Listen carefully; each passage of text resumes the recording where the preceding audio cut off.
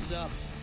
If you like board games, miniatures, and the smell of paint and glue, you are in the right place. Welcome to Boardgasm.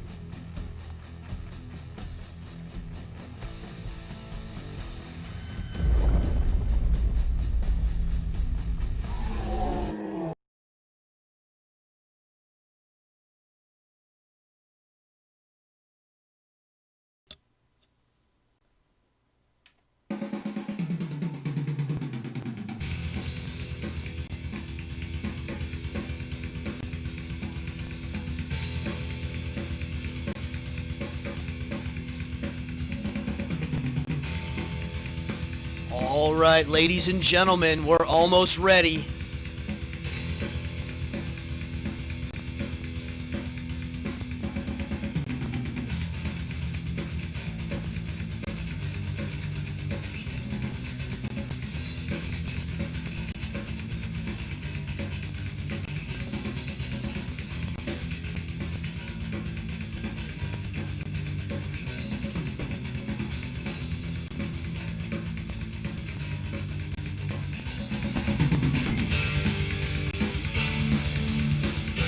Oh yeah, here we go.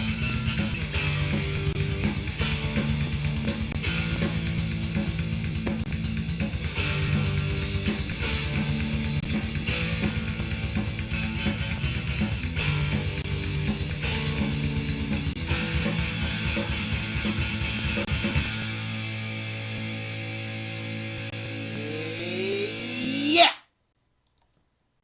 What's up, everybody? We are on live here tonight on YouTube. It's a Friday night. I got a big show here. Lots of stuff. We're going to have a blast. I'm here live, and we got people in here already. And we're going to have a party, a Friday night party. If you've got questions, requests, things you want me to clarify, that's why we're live. That's why I like doing this. All right. Yeah. Let me get 1 second here. Let me know if the sound is cool. I have a new mic, which I can't use yet. Right here it is. It is a Blue Yeti. This is because of my donors. So anybody out there that donated money, it went right into this thing. Unfortunately, my computer needs a little bit of a power upgrade to handle the amount of juice that's going on here with all the inputs. So I got to keep going with building what I have before I can use that. In the meantime, my microphone that I have now, it's okay. It works. But tonight, I'm glad. I'm here live. I can use all of the cameras. Wait till you see the setup I have here to show you board games. I have never been able to do what I'm about to do tonight with board games. I have them down here and 2 cameras. You're going to love it. Yeah, so first and foremost, if you're watching and you're new to this channel, please subscribe. I think all the people watching live are probably subscribers. Thank you. When you hit subscribe, it makes a huge difference. And if you look, I think I'm almost at the 500 number. It would be so sick if we could hit that number tonight. I'll probably, if I don't hit it tonight, I'll hit it by tomorrow afternoon, because these videos have a shelf life after they're on. They go and more people watch them. Cool. So I got people in here. Let me know if the sound is cool and the video is cool. Thank you. I got William in here. Oh, cool. I'm glad you liked my intro. Yeah. I edit everything that you see, all those videos and all the posters. I do them on my phone. It's weird. It's like easier for me. For some reason, I can quickly go through it. I'm limited on what I can do on my phone, but it kind of forces me to be more creative. It's a weird way my brain has always worked. Yeah. Dawn says, video looks good. Thank you. Cool. So like I said, anybody out there, hit that subscribe. If you want to donate money, awesome. There's links, and it goes right into the show.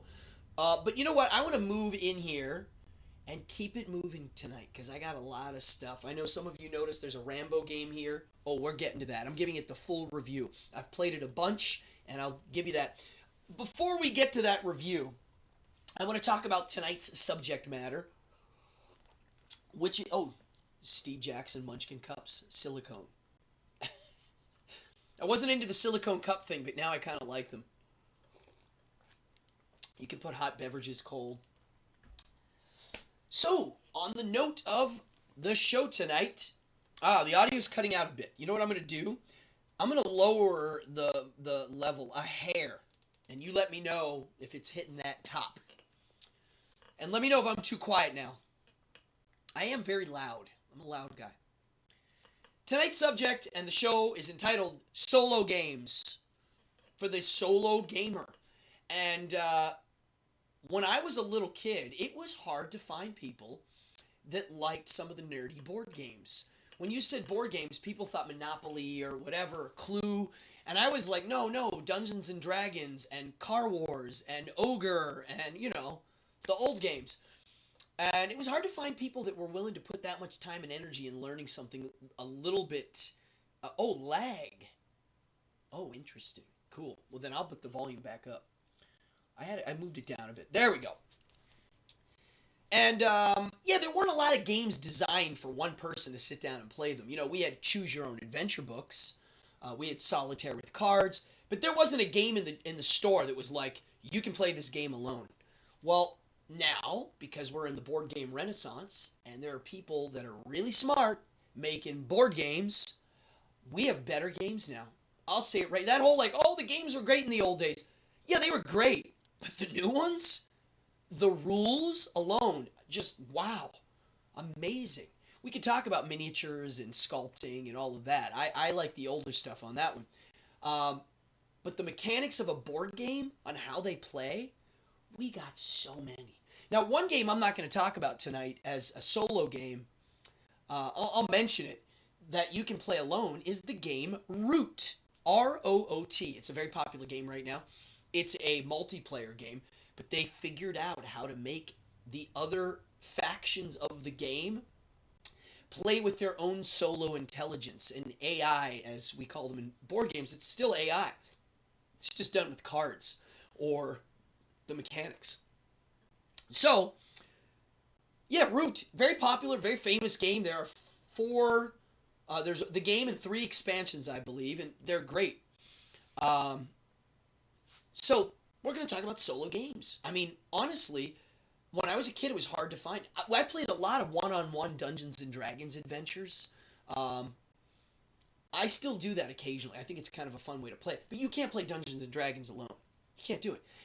Now, recently, they've come up with ways to do it with modern board game mechanics and all of that kind of stuff. There's a way to pull off a solo board game, and you're going to see tonight how they work. I'm going to go into a little bit of the nuance to how they operate. If you have questions, please shout it out.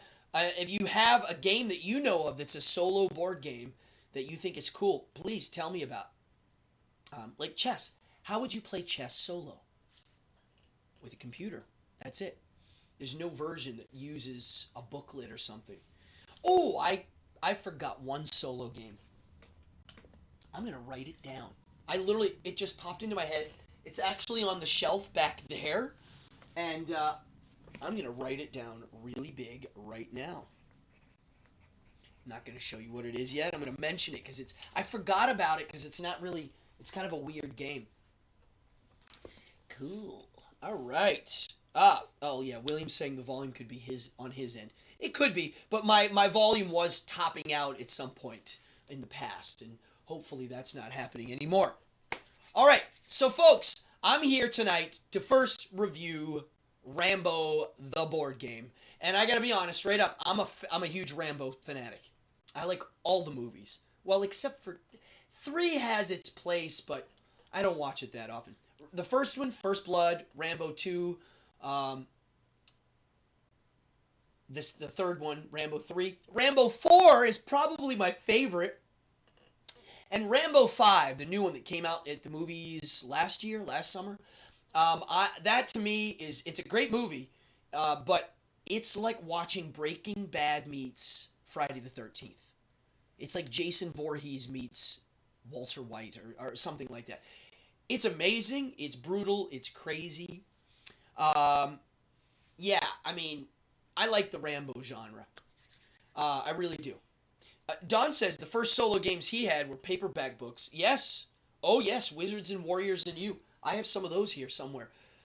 Those are great. Yes. When I was a kid, I didn't think of those as a game. I guess I did. I did. Yeah, I remember when I first discovered those, I was like, oh, thank God. But you know, those were fun, but after a few playthroughs, you were kind of like, eh. Right? You could see where it was going. These new ones are mind-blowing. So alas, I kickstarted this game, Rambo the Boardgame Trilogy Collection. Oh, this. Ugh. This is the only Rambo knife I own to date. When I was younger and Rambo 2 came out, you could get that Rambo knife everywhere. They sold very junky versions and a couple nice versions. Haben is the guy who made all the Rambo knives. Gil Haben. I don't know why that's in my head. If I'm wrong, I'm wrong, but I think his name was... He designed all the knives. I have the Rambo 4 knife just because I love what it is and what it looks like. It came in this leather... Look at this thing.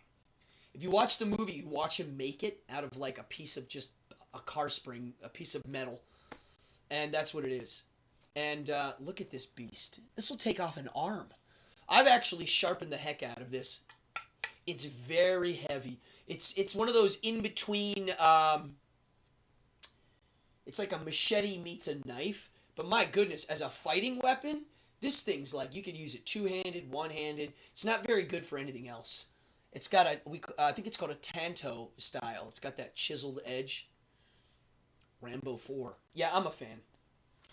So let's talk about this beast of a game. Wow. Look at how big this thing is. So I guess they decided to... It's in 2 boxes with a slipcase. It's Rambo the Boardgame. First Blood, Rambo the Boardgame. So it came in 2 parts. This one is the main set. And this one is a solo game that you need this to play. But actually, the whole thing you can play solo. And that's how I did all the game testing. I did it just as myself. I know by doing it alone, I can tell you what it's like with more than one person. It's very clear. But we'll talk about it. I'm going to open it up. I'm going to take out... This is the First Blood one, which I'll just do that. I mean, the art is beautiful. The way they treated the intellectual property, right on. Oh, I should say, the company is called Everything Epic. And they're known for doing the Big Trouble in Little China game, which looks great. Never played it. I haven't played it. So I'm going to take this slipcase off. I got to say, I think the slipcase art is my favorite. And I wish it was on these two, but... Or it was a more solid box. Look at that. Glorious image. Yeah. Pretty cool. I'm going to put that here. And then here's the main... Oh my god, it's so heavy, you have no idea. That weighs nothing. This is extremely heavy. And you do get a lot of these tiles, right? Which I'm going to show you. I have some set up. And here's the rule book. And here is the mission book. And it comes with character cards. It comes with playing cards. And get this. No dice! There are no dice in this game. When I first noticed that, I was like, wait, there's no dice. It's a diceless game, and we'll get to that part. Let's see here. Yes. Luke says he had the green stone necklace, which is in the game. All right, if you're like Rambo, you're going to like this. So, yeah, there's a lot of cards, and I mean, there's, you know. Now, I'm going to be straight up. It's not a card-heavy game. It's got lots, but not too heavy. And it doesn't have a lot of tokens. Look at this. I'm going to hold up every token in the game. That's it. I have it in 1, 2, oops. I have it in 1, 2, 3, 4, 5 bags. And they're not even that many. Did I just spill some tokens? Oh, yeah. Yeah, there's not that many in the game, which is, again, if you're me, that's great. I organize a lot of board games. I got a million of them, and I got pieces and parts, and it's too much. So when they don't have a lot of parts, and it's more about how you move around and strategy, I'm all for that. You're getting points for that. You get points for having a good rule book. And I'll be honest, when I first opened that book, I was like, ooh, there's a lot going on here. Here's how I look at games. If they're logical in what's going on, even if there's a lot of rules, you will learn them and remember them. They're very logical. You go, this is what it is. When there's some illogical rules, it gets a little hard. So the style of this game is, we call them like a dungeon crawl or a area game, right? You're moving through and dealing with things. So here's how the game works. And now I'm going to change the camera and we're going to look down and then I'm going to tell you what I think. So let me do my hand cam. Hi. So right here, this right here is a tile in the game. And if you look, I've got right here Tiny Rambo, who I painted up already. Okay. And Co from Rambo 2. This is a scenario from Rambo 2. This is the girl that's the CIA helper. Right? And then we have some bad guys. Now, this is what they come looking like. Here, I'll put this out right now. This is my miniature cam. That is what they look like when they're unpainted. These are the Vietnamese guys who have all the POWs. And here's Rambo. So if you don't want to paint these, hey, guess what? That's not a bad deal because they look like Green Army men. I love that they did that. All right, so let's move back to here. So the way the game works, and I'm going to move my camera up and talk a bit. It works turn-based. So the first turn is the bad guy's turn, and if they're not on the board, then it's the good guy's turn. And how it works is you basically play either 4 characters. Actually, I'll explain it like this. Whenever it's the good guy's turn, Rambo's turn, there are 4 turns that happen. So if you're playing with 1 character, he goes 4 times. If you're playing with 2 characters, they go twice. And if you got 4 people, you can guess. They each just go and take a turn, right? Easy, not complicated. So right now I have 2 people out. They would each go twice. Rambo would go, Co. Rambo, Co. Then it's the event turn where you like see what else is going on. And then at the end, let me just check this one thing because yeah, here it is. Yeah, it's very easy. Where did I put the turn? Yeah. Here it is. This is really simple. Yeah, here it is. Yeah, you deal the threat cards, each hero turn, enemy activation, battlefield conditions. So the first thing that happens is you deal these things called threat cards, and each player gets one of these cards. You turn it over, and it's the card that dictates what goes on for that turn. Okay? Now, look over here. This is the character card. The thing that makes this fascinating and great is you see these 1, 2, 3, 4 stances in the... here, let me point with a pointy. These here, each character has 4 stances that they can have.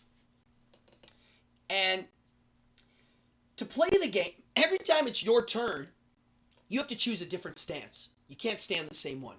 And each one of those stances lets you do certain things. One might make you move faster, but you get some bravery points to use. One might make you sneakier, but you can... Here, I'll tell you. But you get 2 actions. Like, you can do 2 different actions. Some of them you do 1 action, but you get better armor. Right? So the game works like this. You are sitting there. Let's say it's me and another player. Not solo at this moment. And I look down at the table, and there's a couple bad guys out. So I'll put it out right now. Let's put this guy here and maybe this guy here. We'll just do 2. So the way the game works is... Ooh, what's this? The way it works is you take a movement. So if you're going to move, right, and then shoot. That would be 2 actions. Or move, and let's say there's a token here. Explore the token, right? The thing that's crazy about this game that took me a second to realize when I first got it is if he's here and he's here, in this game, that doesn't really mean they're standing directly beside each other. It means they're in the general area. Because if you look close, these trees, we're like way zoomed out. If these were scaled to the board, they would be like tiny, tiny little dudes down here. So if he's here, and the squares mean things. They have little checks around them. If he, on his sheet, has a token down here, it means he's being quiet. If he's here, he's being noisy. So the game, the way it's played, is you're basically trying to figure out how to sneak around and deal with everything. You know, you got to keep your noise down, so you have to make decisions that do that, and you got to sneak, and the other player's taking care of this guy, and this guy's, you know, being a ninja of sorts, and he's going to kill that guy. And then when you start to unleash the real weaponry, well, guess what? Your noise goes way up. Everybody starts to know where you are. They all start coming over, and that's kind of the flow of the game. You really do feel like you're in the jungle and trying to sneak around and being very careful. And then when it's time to really let it up and light it up with these guns and the 50 caliber guns in the game, all the guns are in the game. It feels pretty like the real thing. You know, you've been waiting to run over to the camp and one of the tactics of the game, there are these cards, and I'll put one out on the table so you can see. They're called Fog of War, and they basically look like this. They look like fog. It means that you can't see what's going on there, and then when you get over there, you flip it over and oh, actually, there's nothing there. Yeah, that's an empty. Let's find one that has something. Yeah, like this has something. There's a couple bad guys there. So you finally, when you get close, you're able to see that there are bad guys looming about. And then you shoot your gun, you compare the score to their health and their armor, and if you don't make it, you have sometimes some little points you can spend. So the game is you planning. It's a planning game. You got to be like, okay, there's a bad guy here, there's a bad guy here, and there's the point I got to get over to get the POW out of the camp. So, and then you got to plan it out. You got to go, all right, I'm going to do this, and then it's okay, here's the review. It's awesome. It's a really awesome game. Every game I played was alone. I played with 2 characters. I changed them out a few different ones.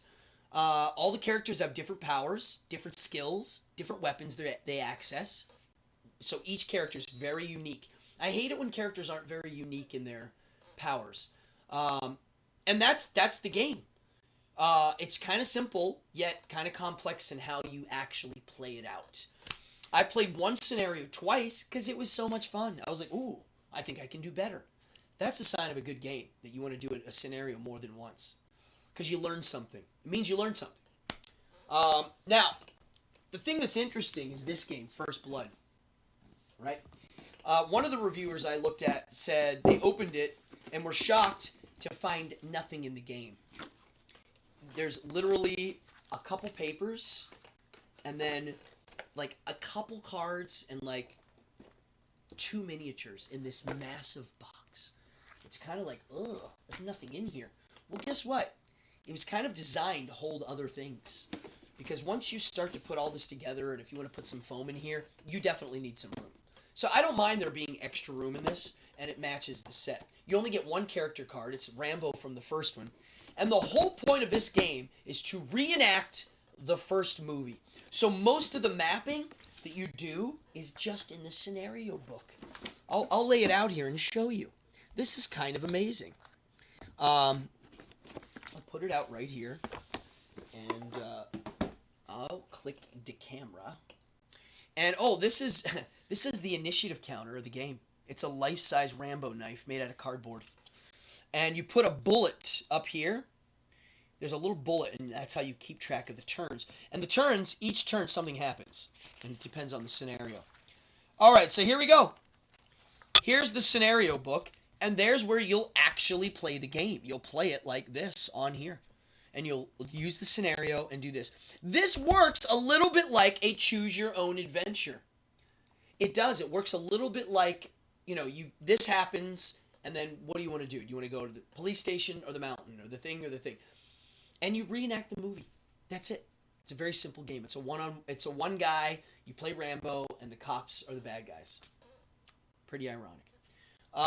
If you haven't seen these films in a while, check them out. They hold up.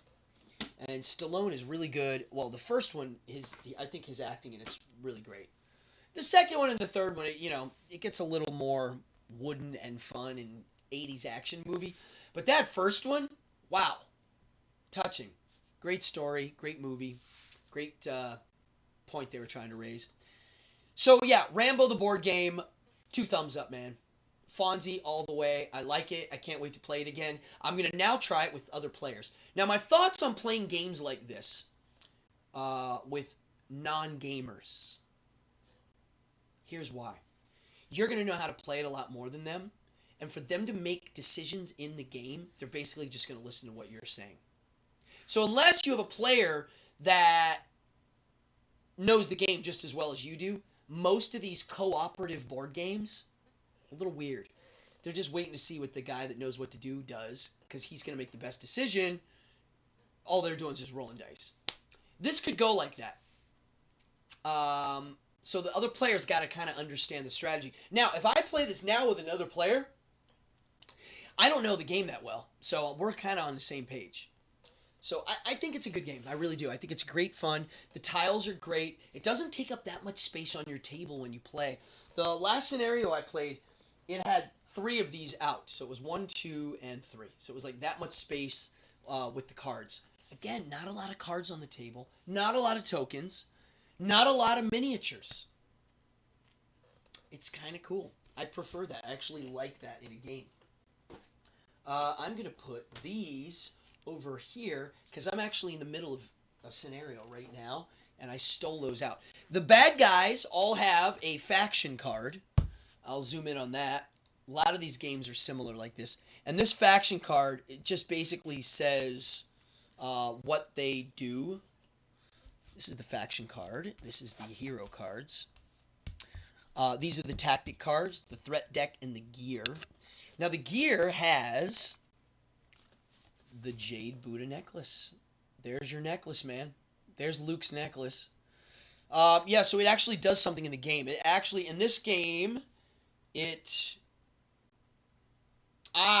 you get damage, and Rambo has this card, it's one of those you get rid of all the damage. Okay, well, Jason just said Rambo or Evil Dead, and I will compare them right now. I forget how much Rambo costs. I should know this. I kickstarted it. It's probably on the more expensive end because it's a double set right now. Evil Dead, I believe, is $80. And it's just 1 box. So let me clean up now some of these Rambo bits, because we're going to move into another game in a second. Before we leave Rambo, I'm going to say it really is a fun game. It's a co-op game, just so you know. You can play it solo. That's all I did, and I was totally in the game. I was sitting there trying to puzzle it out. The gameplay time, I think, depends on the scenario. The early scenarios look easier and shorter. The later ones look like... I mean, when you get to Rambo 3, and it's the Taliban versus the Russians, it looks very epic. There's tanks everywhere and cavalry units, and I can't wait. I hope they make expansions. So if you're watching, you could do both of the new movies in 1 box, maybe. Oh, yeah, it's 4 and 5. You could do a box for each one. 4 would be in Burma, and 5 would be, part of the U.S. and Mexico. So that would be kind of fun. So let's talk about Evil Dead. And I've reviewed this before, but it's on solo games. And Evil Dead is not sold as a solo game, okay? So Jason, just so you know, it's not a solo game, but it is. And here's why. If you're a gamer or not a gamer and you're on Board Game Geek, go to Board Game Geek. They have a forum page where there's a forum and people upload, and that's where I go to ask questions, rules questions. The game designers answer them on there sometimes. There's videos, there's reviews, and there's like people inventing new things. somebody figured out a very easy way to do Evil Dead, the board game, solo. It's very easy, and I'll explain it in a second. I'm going to put out some minis now.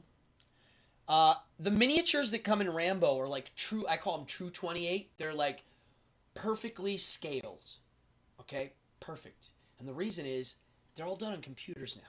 They're able to like design them on computers and scale them. There's not a guy sculpting like tiny on most games. We're going to talk about that in a second because I like the other ones better, the old school style. But these are great. They're very small. They're kind of hard to paint because of how small they are. They're true like tiny small scale. Evil Dead 2, same story. Incredibly small, kind of hard to paint. Okay? But I think they succeeded. I'm going to give you a little bit of... I painted the whole game except for some of the extra bad guys that are just the thugs, but here you go. Oh, look at this.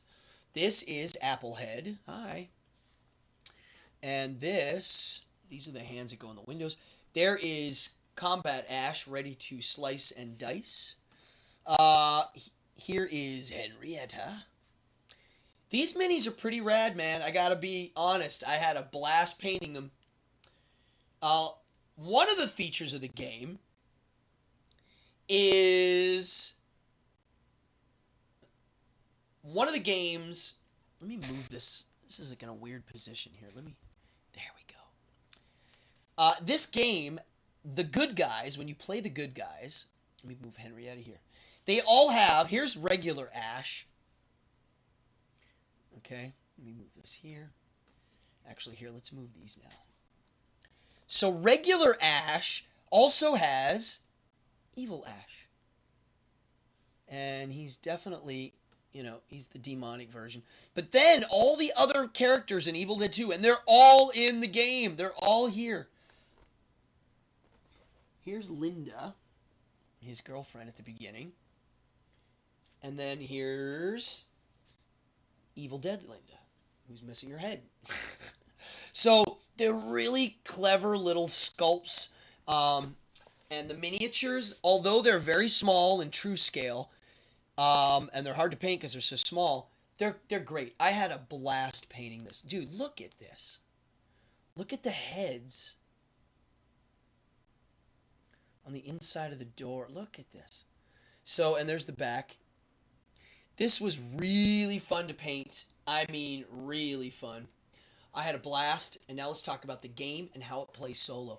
So when you're playing it, let's say it's like I'm Ash. It's funny, I've never even played Ash in the game. I haven't played it yet. I always let everybody else play it. I like Bobby Joe.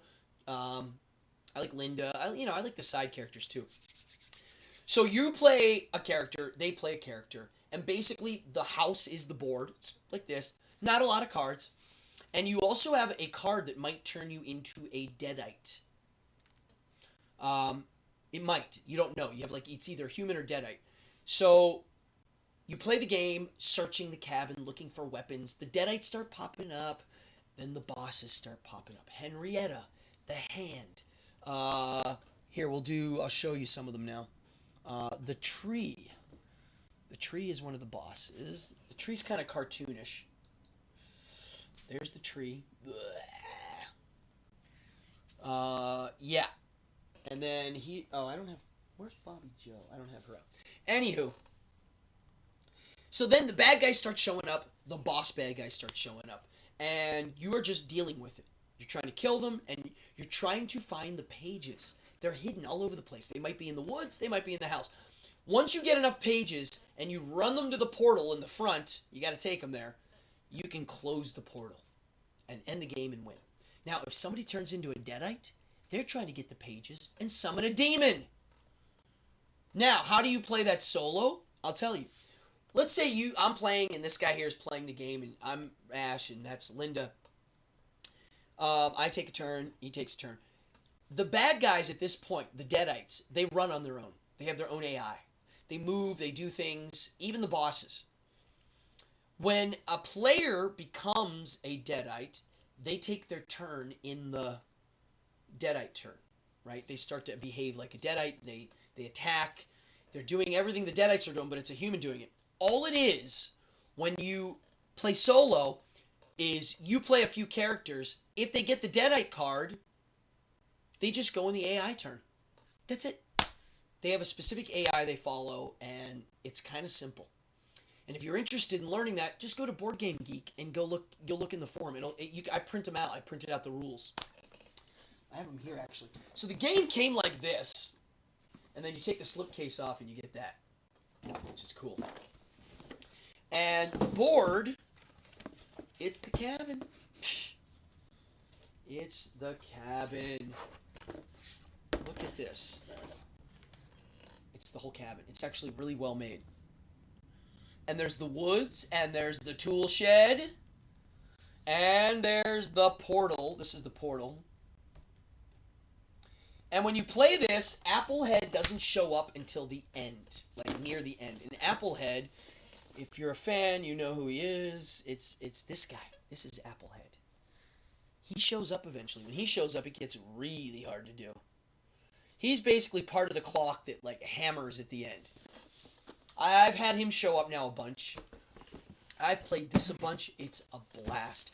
If you're looking for a party game, Jason, that's easy to teach non-gamers, all the way.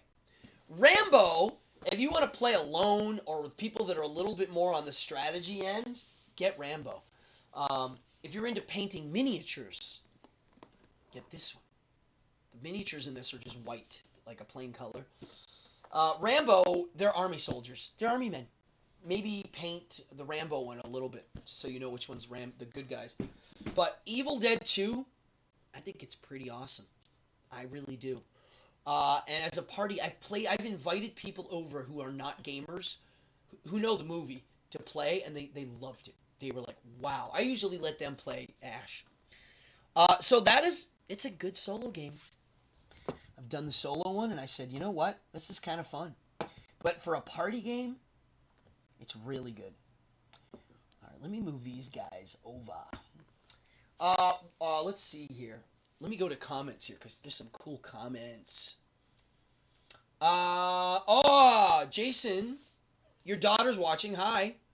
9 years old is a good age to start doing the hardcore gaming. My kids started when they were young, but 9 is... You can learn the hard stuff at 9. It says, she's asking about the wizard on the fireplace. Jason's got 50 games in his collection.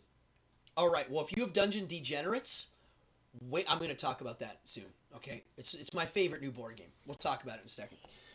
That is a wizard of sorts. His name is Zombo. If you're curious about him, he's in one episode of The Munsters. One.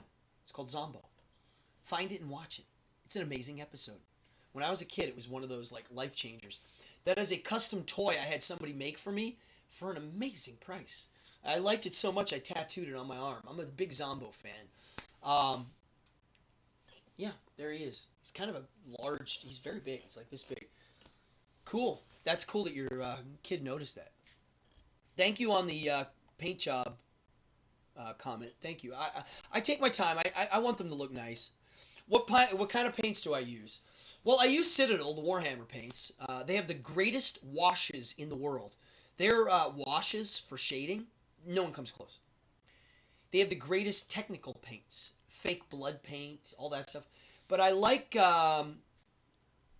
Vallejo. I like, what is the other one? MSP. I use them all. They're a little more cheaper than the Citadel. Citadel makes nice paint, but they're pricey. No one comes close to their washes. Nobody. When Games Workshop, and I have some beef with them. I liked them for years. Not so into their new stuff. I hear they're working on some cool stuff.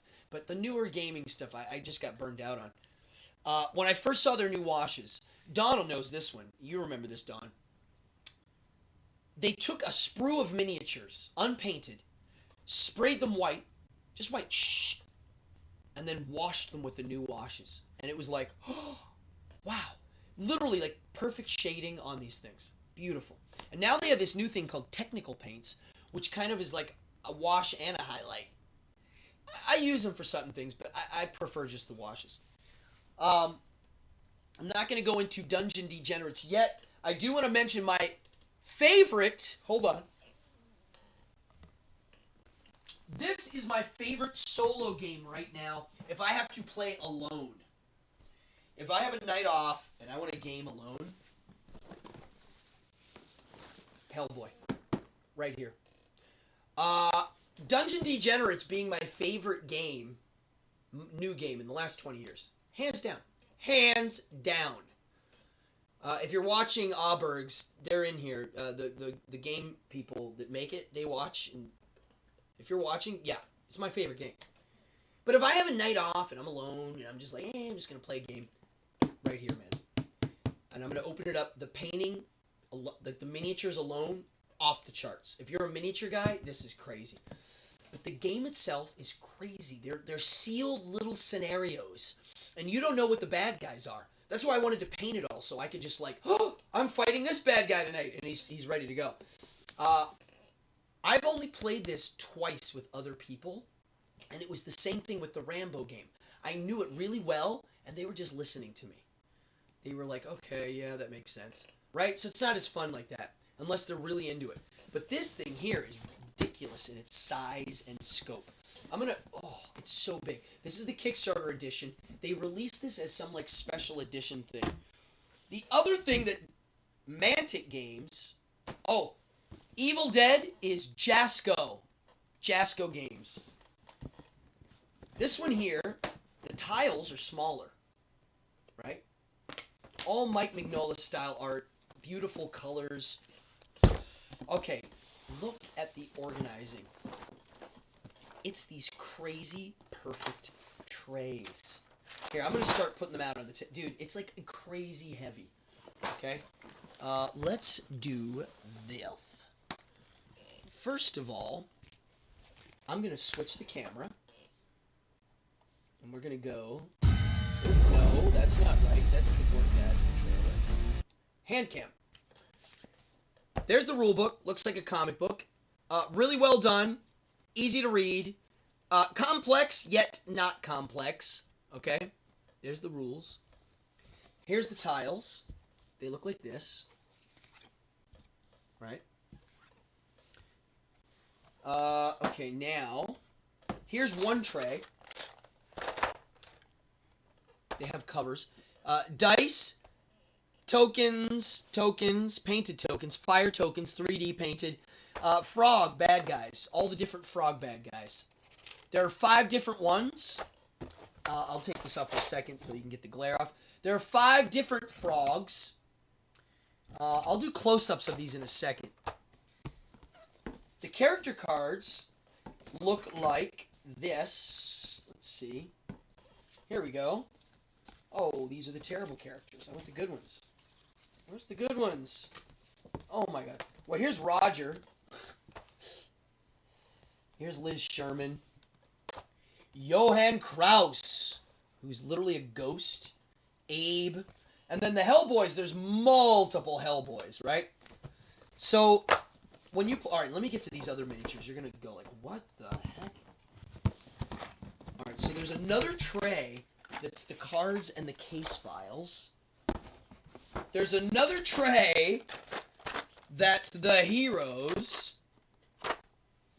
There's another tray that's the Nazis and more heroes, because there's a lot of Nazis in this game.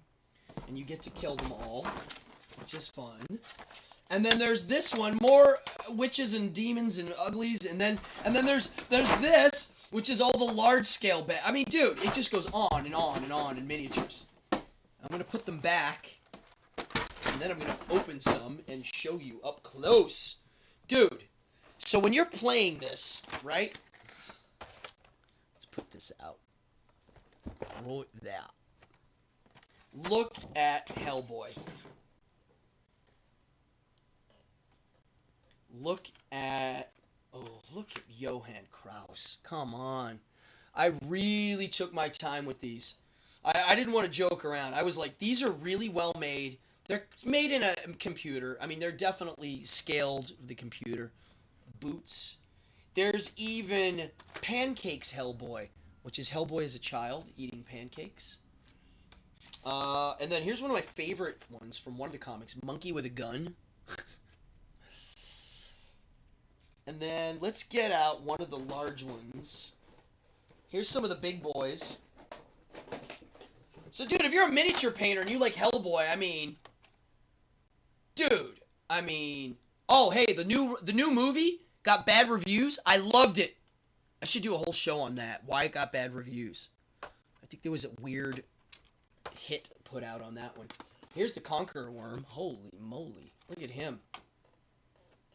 Here's Giant Frog. Conqueror Worm. I fought both of those guys. I've actually fought them both many times. I forget this guy's name. Kriegesgang? He's got like a German name. Look at... I mean, dude, come on. These are some of the best miniatures I've ever... Oh, here we go. For the real fan, little Baba Yaga from the comic. So, I mean, if you're a Hellboy... So this game works, again, kind of like Rambo. It's a turn-based game where you basically... let me put Baba Yaga back. You basically take turns moving your people around, and then the bad guys take a turn. Let me click this over. Live cam. Hi. Yeah, so that's how the game works. It's like, it's a turn-based game. You take a turn, the bad guys take a turn. There's a card that dictates a new thing for each round. Just kind of similar to the Rambo scenario. You know, it's very similar. But the fluff is good fluff. For those of you that don't know what fluff is, I am a fluff gamer, okay? I admit it. It's a derogatory term in the nerd world in some scenes, but I like the background story. There's a lot of like games that don't have any fluff. They're just like white pieces and black pieces, and the white pieces are trying to beat the black pieces. Those are great. They're great strategy focused games. I prefer that with fluff. It's a way to play with toys. You know, that's how I look at these. It's a cheap excuse to play with toy soldiers, right? That's what we're doing. And I'm glad more people are doing it these days. It's getting more popular.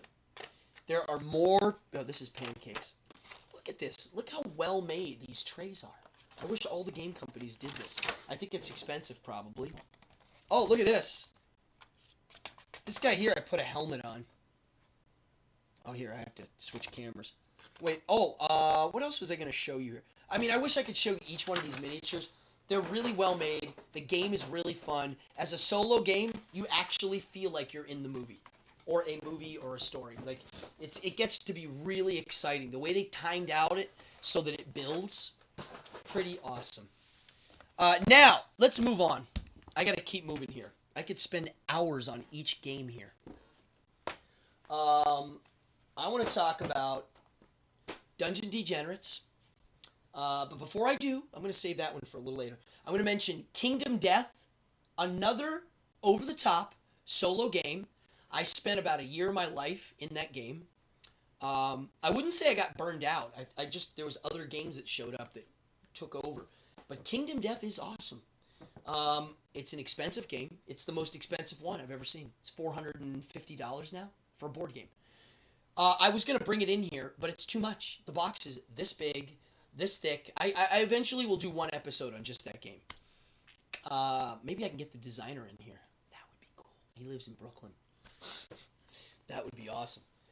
So, let me put Hellboy away. And, yeah, this was one of my favorite. I mean, it's a really well done product. And I hope there's also many expansions already for this. I have them. I've painted some of them, but not all of them.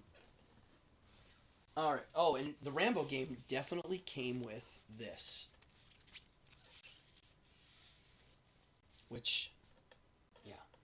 If you're going to play it, you might as well wear the headband. Games of note that are solo games that you might have forgotten about. A Touch of Evil by Flying Frog Games. Fantastic solo game. Very cinematic, gothic horror that takes place in, like, a New England town. And how the game is played is you You first pick the bad guy you want to fight. Could be a headless horseman guy, could be a scarecrow, could be a swamp monster, it could be a vampire, could be a werewolf, all classic monsters. And then you pick a random character, random because some of them are better at fighting certain monsters. And then you've got to investigate, get weapons, and go fight the bad guy. Very fun solo game. More fun with 2 or 3 people, but it's a good solo game. And here's the other game. If you've got kids or a friend that you chat with on the phone, I have a few phone friends that I talk to all the time. Some of them might be watching. Here's a game right here. Cool game, been around since the 70s. And there's a new edition, Sherlock Holmes Consulting Detective. It's a board game where there's no board, there's no cards, there's no dice, there's nothing. There are these. There are case files. And I think this one has 8. So each game is a case file. It's a little booklet. Each booklet has an envelope in the back with some stuff in it that you're not supposed to know. Each case has a newspaper. It's a 2-piece newspaper. It's a front and a back, right? And you get... Oh, it's in my other thing. You get a telephone book and like a map kind of thing. And basically, you read the case and try to figure out what happened. It's like you're like listening as if Sherlock Holmes was listening to the case. And the more clues you look for, your points go down. And your goal is to beat Sherlock Holmes' points. He has 100 points. You're trying to get more than 100. So I play these games over a long period of time, not in one night. I'll read it and just kind of think about it. And you're basically trying to deduce what happened. It's a game of deduction. This happened. Eventually, you got to go investigate. So you go, all right, in the case it mentions so-and-so lives or works at the jeweler. So then you get the directory, and you go, jeweler, boop, and then you go read his entry in the case book. Sometimes it's a dead lead. Sometimes it opens more up. As you read the paper of the day of the case, there's clues. But there's also clues from the last newspaper, from the earlier cases. So the first case has 1 newspaper. The 10th case uses all 10. So it gets harder. You can play this over the phone. When I'm running these scenarios, sometimes I'll call friends up and be like, hey, what do you think could have happened here? What are the possibilities? It's really neat. Yeah.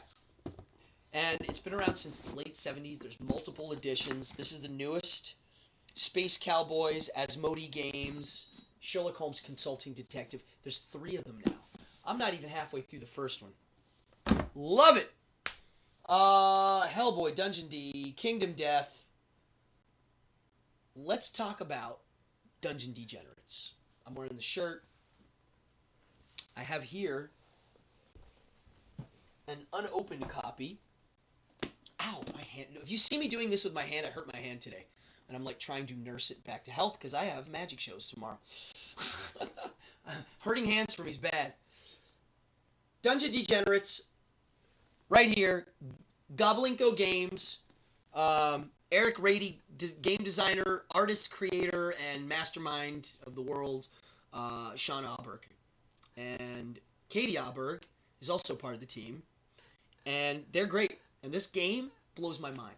When I Kickstarted this, I really thought it was going to be all fluff and no game. The art blew my mind. It's very like rock and roll stoner art from the 70s and 80s. It's got that grit. It's got that grime. It's got that like a little bit of that Warhammer fantasy roleplay grit of the 80s. It's got the fantasy is its own thing. It's a new fluff that he invented. It's a little bit Renaissance, a little bit medieval, and then some other weird stuff thrown in. And the game, the story is you play a guy getting out of jail in this world.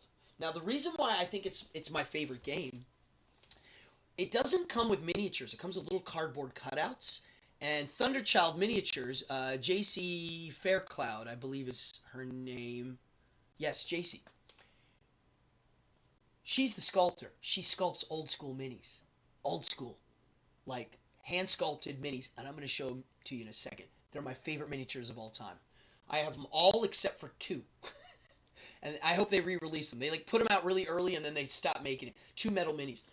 Let me put my miniature dock up so we can see these.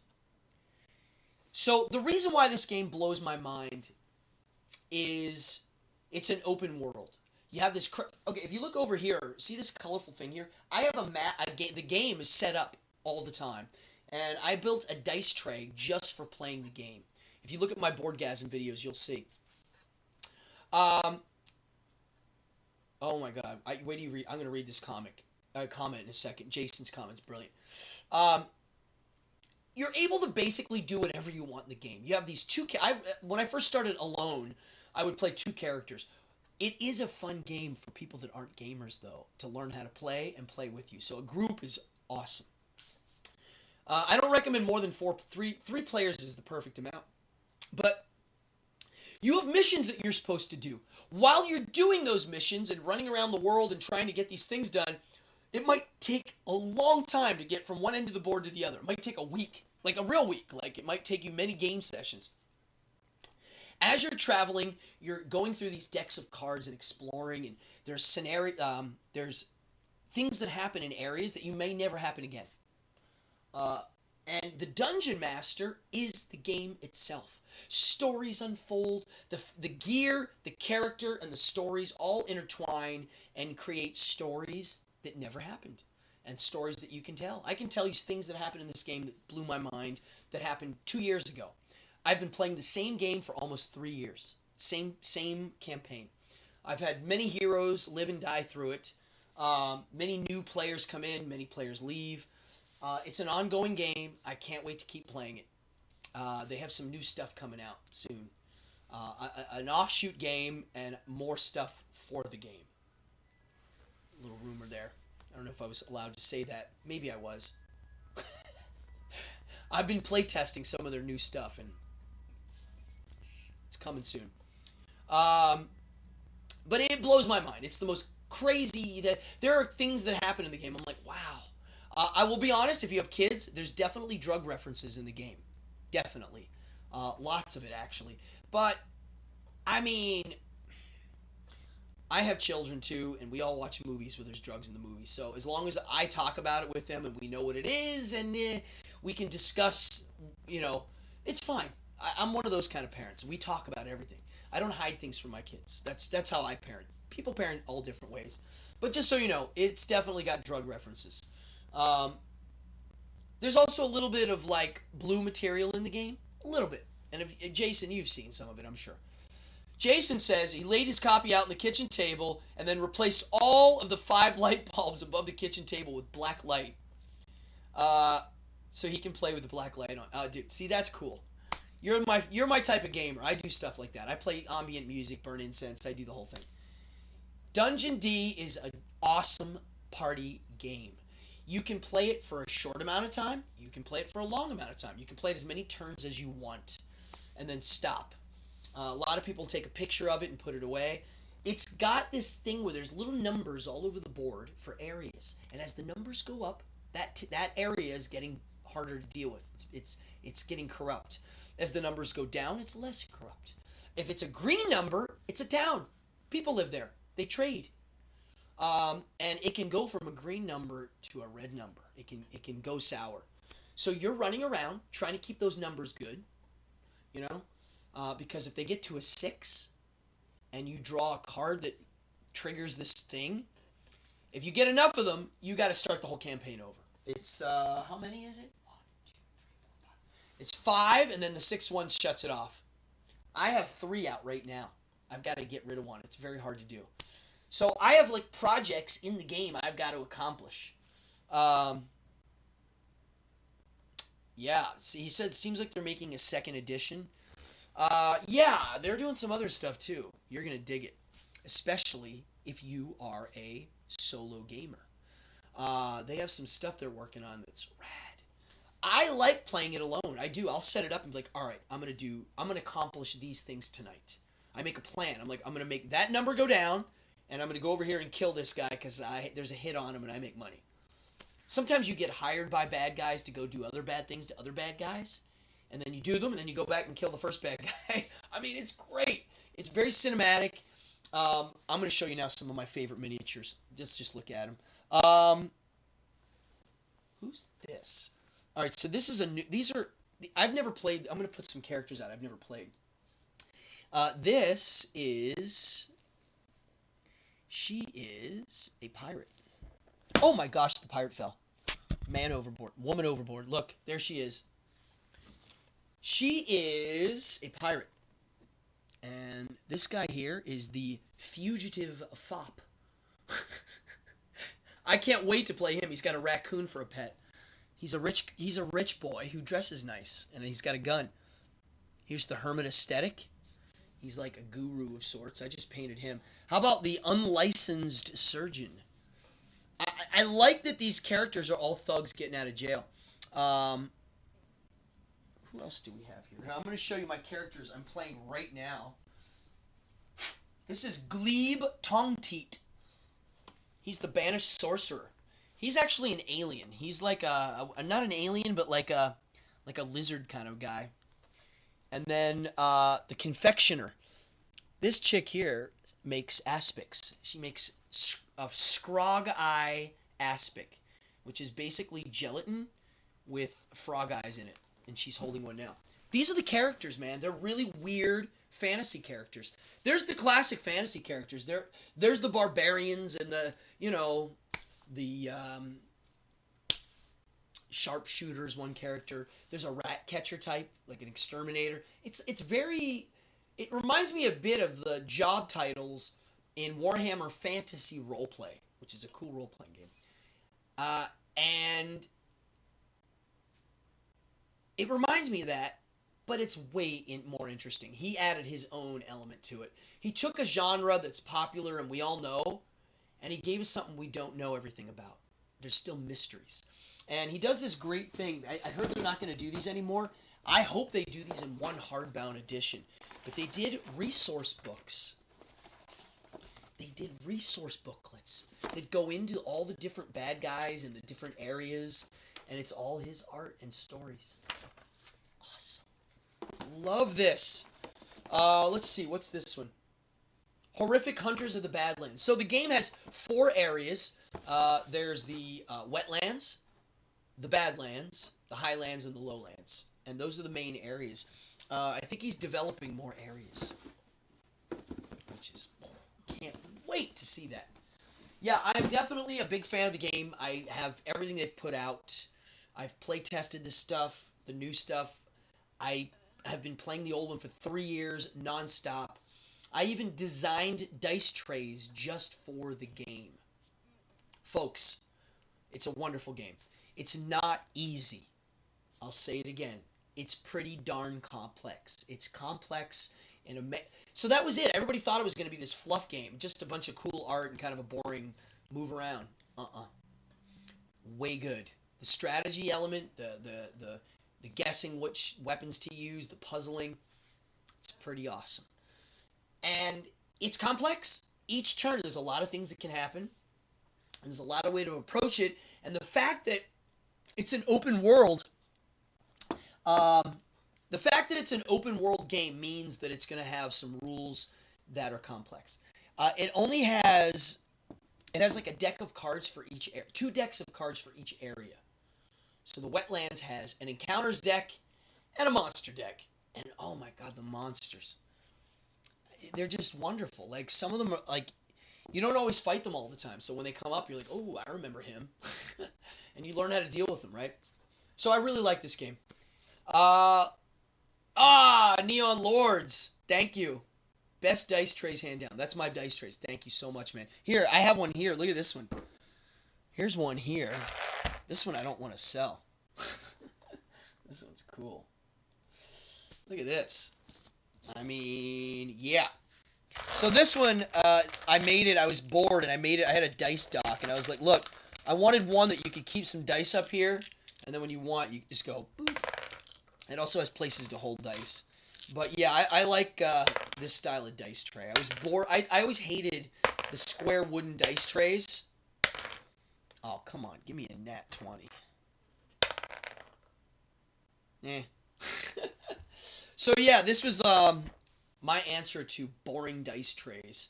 I really wanted it to be like, if Conan the Barbarian had a dice tray, which one would he like?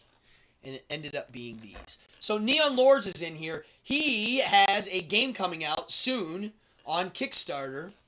Neon Lords is the game. And check it out. It's like role-playing in a wasteland future, which is fun. That's going to be fun. Sounds very rock and roll, punk rock, steel, chain. Yeah. Leather gloves. Very cool. Way into it. Let's keep moving here because it's Friday night and I'm having fun. Let's keep it moving. I keep yawning. It's because I'm talking a lot. When I talk a lot, it triggers a yawn sometimes. Beowulf. Jason, are you referring to Beowulf the board game? Let me know. I have it here. I'll talk about it. It's a weird game. King Post Games, I believe. They put out Moby Dick and then Beowulf on Kickstarter. I have them both. Interesting games. I have stuff to say about those. Let me make sure that's what you're talking about. The games that I'm waiting for, the ones that I'm like, if I could have any board game in the world, what would it be? Especially one like Hellboy. One where it's got cool miniatures and a good game. If I could have any game right now, it would be Flash Gordon. Folks, where's the Flash Gordon game? I mean, the Dino De Laurentiis Flash Gordon. Like, make a game of that. My God, there's all the kingdoms and the bad guys and the good guys and Ming and spaceships and... Jason. Yes, he is talking about that. That one you can't play solo. That's kind of hard to play solo, if I remember correctly. Make a Flash Gordon game, man. Maybe even make one that's not the movie IP, but the old IP. The stories are great. The other game that I've been dying for, Masters of the Universe. Well, it's coming. I think CMON Games is Come On Games. I keep saying CMON, but it's Come On Games. They're coming out with one. I can't wait. Dude, for miniatures, that's it. That's going to be scary. Oh, I'm going to have to paint all the He-Man guys? Oh, no. I can't wait. Beowulf, I'm going to do an episode on those. That's a weird game. My beef with Beowulf is they didn't finish it. Yawn. I wish there was a yawn button. I got to hit a yawn button. Beowulf is incomplete. They made a game. It's fun. It's interesting. It's got some really good mechanics. But there are things missing in the rulebook. There are really weird moments that they didn't map out and play test. And it's kind of weird because they didn't follow up on it. They didn't do a FAQ. I think they just pulled out of it. Maybe one day someone will fix it. I'm going to go look on Board Game Geek tonight at their page and see if it got a little bit of an adjustment. But at any rate, their first game, Moby Dick, I do love. Me and my little girl, we play that one a lot. It's not even a game. It's a simulator. It's a Moby Dick simulator. That's how I look at it. What other games are there? Who else is in here? Let's see.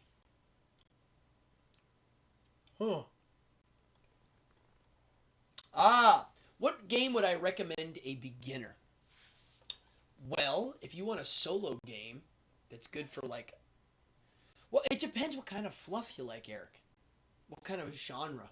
You got to give me some genres here, because, dude, there are so many now. Card game, dice game, fantasy. I'm a big fan of Munchkin the card game. But here's the thing. You got to play it a lot for it to be fun. When you first play it, it seems kind of goofy. If you keep playing it, wow, it becomes extremely competitive and fun. It's the game I like being mean in, right? So Munchkin's good. Exploding Kittens is fun for kids in a party. But if you want a nerdy game that's really good and fun, dude, like Evil Dead 2, great. Really easy to learn. It's a little complex, but something you can grasp. Has anybody seen Throw Burrito? Another new game. It's a mixture of a card game and dodgeball. You actually throw a burrito, squishy burrito at each other. Really fun. There's so many right now. We are living in a board game renaissance, which is why I'm doing this show. There's a game and game that are coming out every month now. There's new games. There's City of Kings top so okay. City of Kings. I don't know that one. I'll check it out. We're living in a renaissance where Gen Con is so big and there's new games and there's dice and there's nerdism became kind of cool. When I was little, we got made fun of a lot. It was considered dirty, gross, board gaming, role-playing gaming, satanic. They thought it was satanic. They thought it was evil, weird, twisted, right? It's very sad. Well, guess what? That's over. All of these people that were kids in the 80s are now running the show now.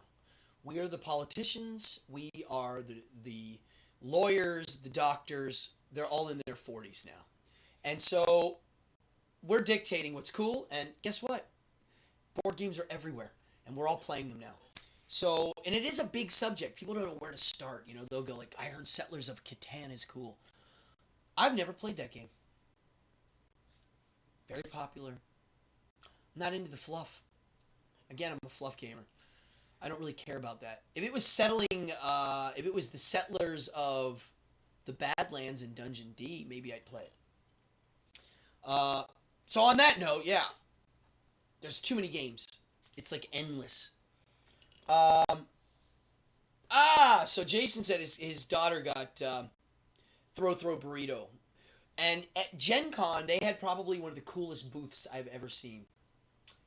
Kingdom Death's booth is beautiful. It's like a really nice booth.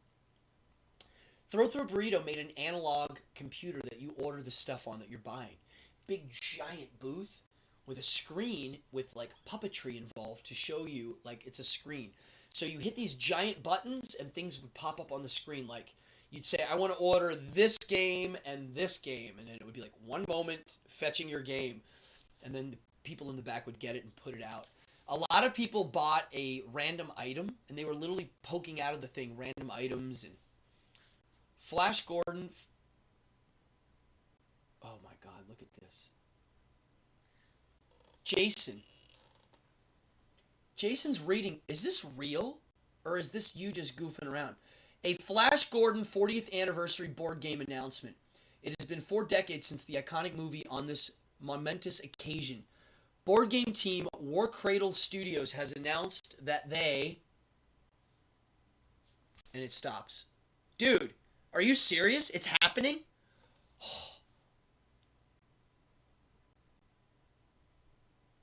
Oh my God, Jason, you're bringing it? It's your company? War Cradle. Okay, so War Cradle Games is you. I'm dumb. I'm like trying to read this and figure out who's who now. So you're doing it? I'm speechless. I'm really speechless. Wow. 2021. So you've been Me too, man.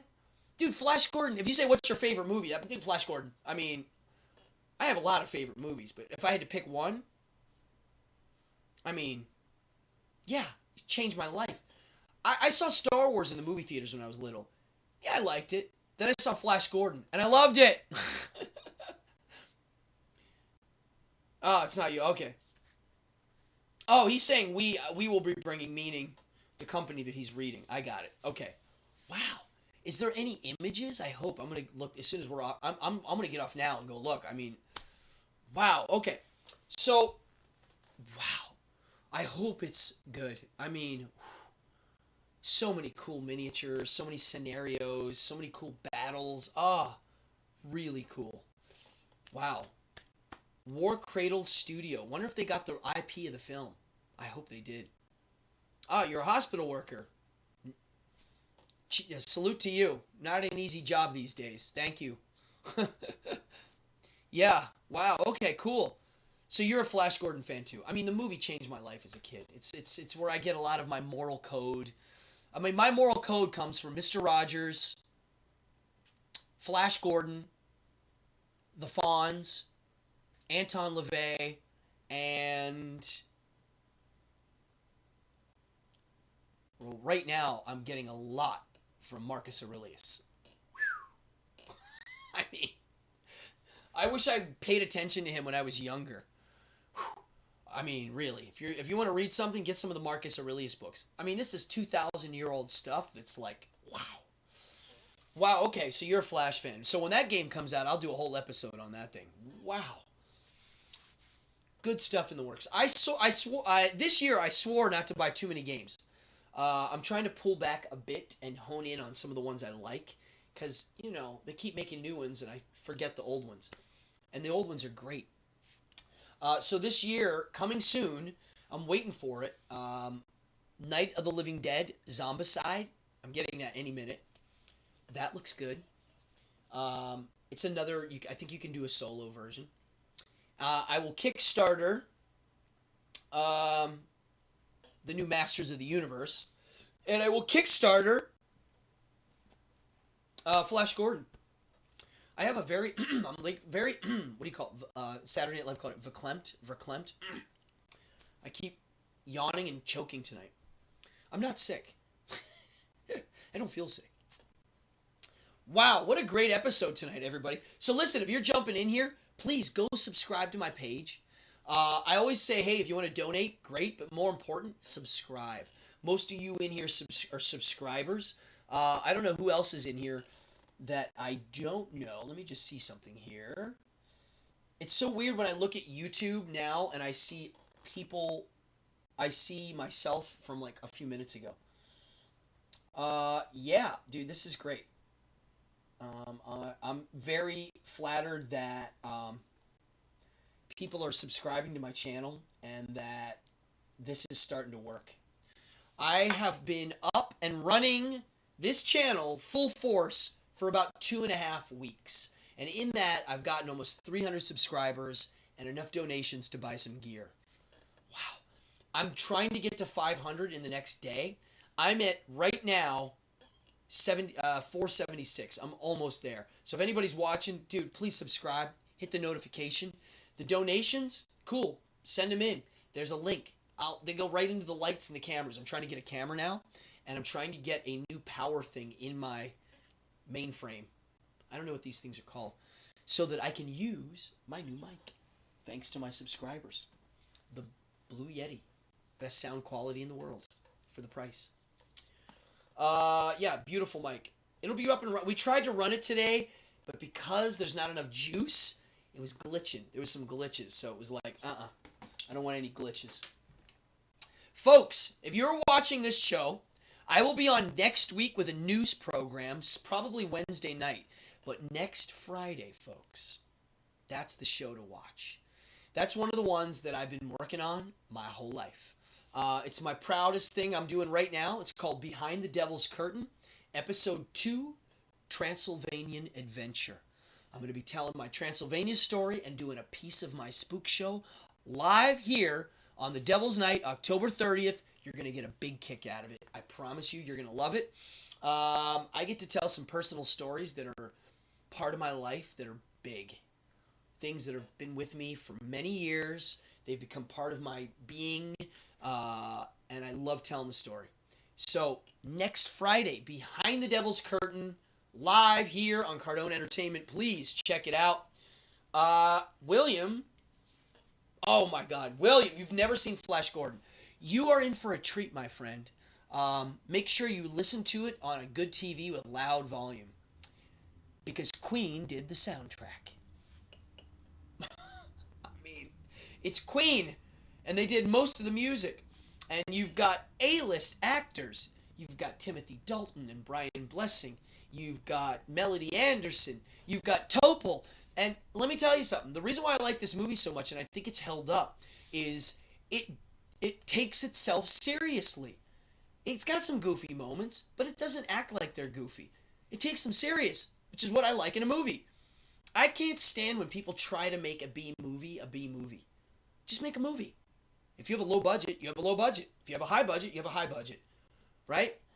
The thing I also liked about Flash Gordon is whoever did the design, they designed it to look like vintage retro sci-fi. But instead of making it look retro sci-fi and acting like it's retro sci-fi, no, they took it really seriously.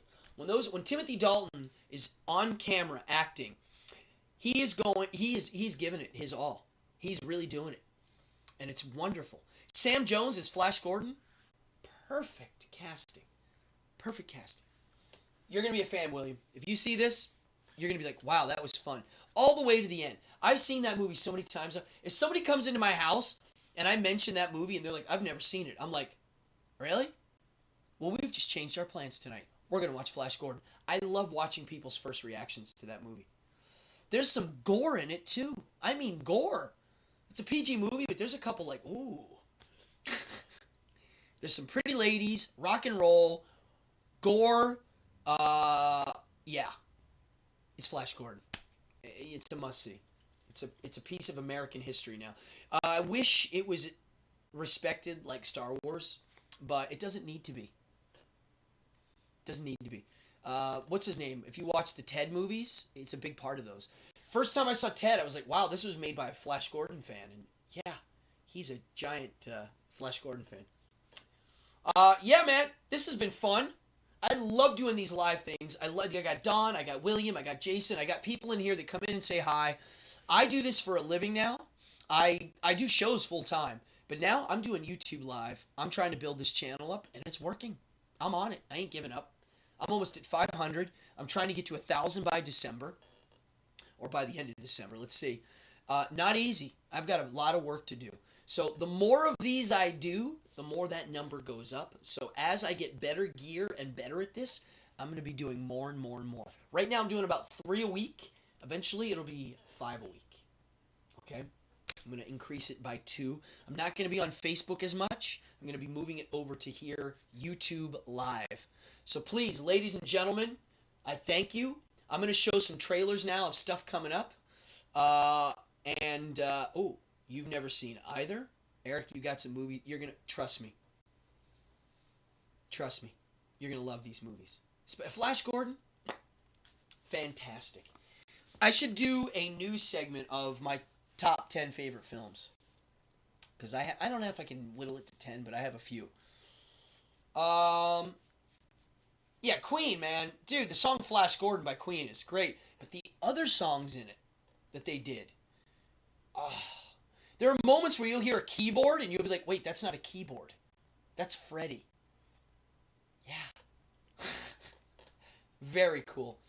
All right, folks. My name is Cardone. It's been a pleasure being here tonight. This is Boardgasm, episode 8, live. They're live now. No more of this pre-recorded junk. I'd rather do them live. I'm better live. I like doing it live. I love showing my stuff. I like showing my miniatures. I like showing my games. And I like helping you guys pick out cool games.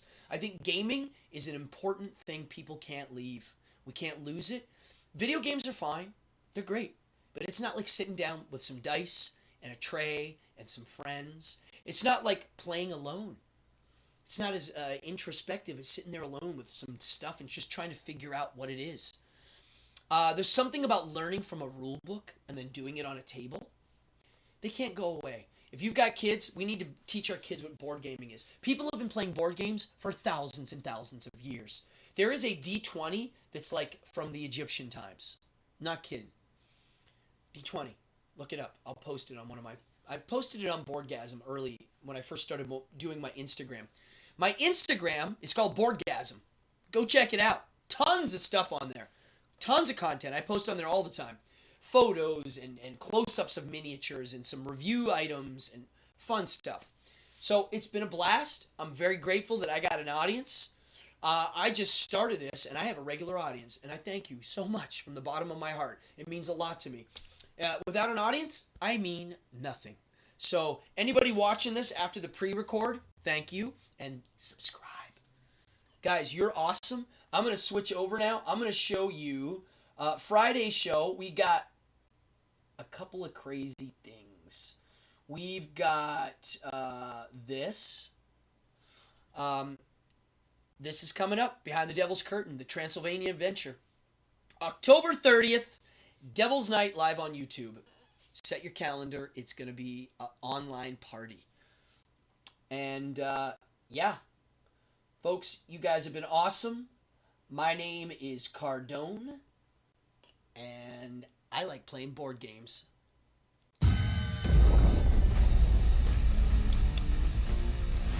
Hey, what's up?